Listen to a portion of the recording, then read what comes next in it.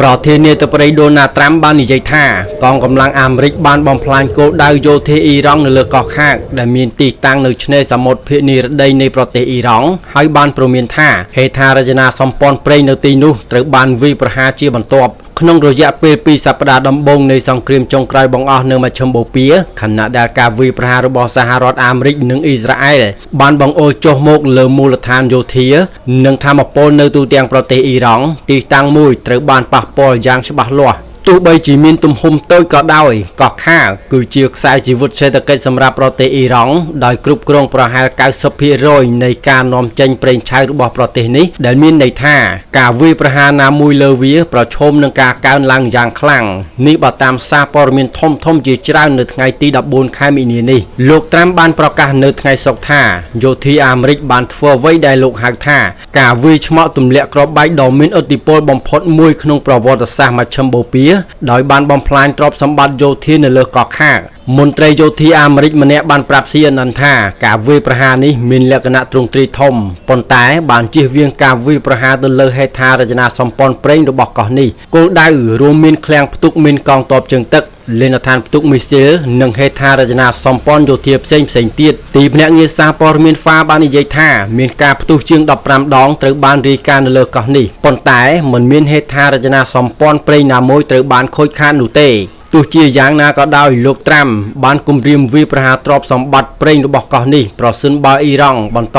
រារាំងកប៉ាល់ចេញពីច្រកសមុទ្រអ៊មូអ៊ីរ៉ង់បាននិយាយថាការវាយប្រហារណាមួយទៅលើហេដ្ឋារចនាសម្ព័ន្ធប្រេងនិងថាមពលរបស់ខ្លួននឹងនាំឲ្យមានការវាយប្រហារសងសឹកទៅលើទីតាំងនានាក្នុងតំបន់ដែលគ្រប់គ្រងដោយក្រុមហ៊ុនប្រេងដែលមានភាពស្និទ្ធស្នាលជាមួយសហរដ្ឋអាមេរិកនេះបើយោងតាមការចុះផ្សាយរបស់ប្រព័ន្ធផ្សព្វផ្សាយរដ្ឋអ៊ីរ៉ង់អារ៉ាប់រួមនិងអារ៉ាប៊ីសាអូឌីតបានរាយការណ៍ពីការស្ទាក់ចាប់នៅលើទឹកដីរបស់ពួកគេ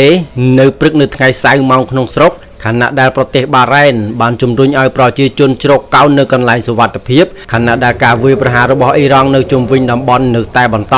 ការវាយប្រហាររវាងសហរដ្ឋអាមេរិកនិងអ៊ីស្រាអែលបានសម្លាប់មនុស្សជិត1450នាក់នៅក្នុងប្រទេសអ៊ីរ៉ង់ចាប់តាំងពីសង្គ្រាមបានចាប់ផ្ដើមនៅថ្ងៃទី28ខែកុម្ភៈខណៈដែលការវាយប្រហាររបស់អ៊ីស្រាអែលលើមណ្ឌលសុខភាពមួយកន្លែងនៅភាគខាងត្បូងប្រទេសលីបង់បានសម្លាប់គ្រូពេទ្យចំនួន12នាក់ខណៈដែលចំនួនអ្នកស្លាប់នៅទីនោះពីការវាយប្រហាររបស់អ៊ីស្រាអែលបានកើនឡើងដល់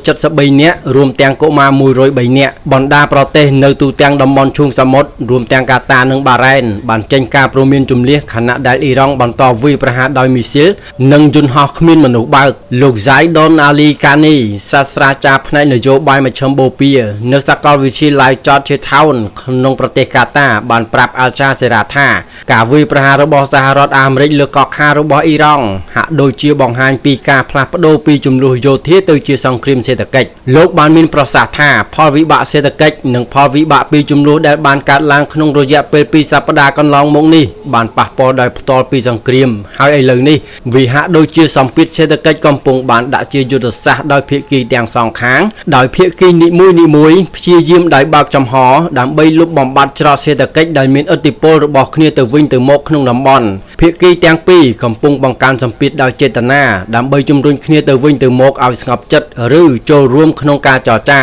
ប្រធានាធិបតីអាមេរិកលោកត្រាំបាននិយាយកាលពីថ្ងៃសុក្រថាអ៊ីរ៉ង់ត្រូវបានចាញ់ទាំងស្រុងនៅក្នុងយុទ្ធនាការយោធារវាងសហរដ្ឋអាមេរិកនិងអ៊ីស្រាអែលប្រឆាំងនឹងប្រទេសនេះហើយចង់បានកិច្ចព្រមព្រៀងមួយដែលលោកនឹងមិនទទួលយកទេទោះបីជាមន្ត្រីអ៊ីរ៉ង់សន្យាថានឹងបន្តការប្រយុទ្ធក៏ដោយ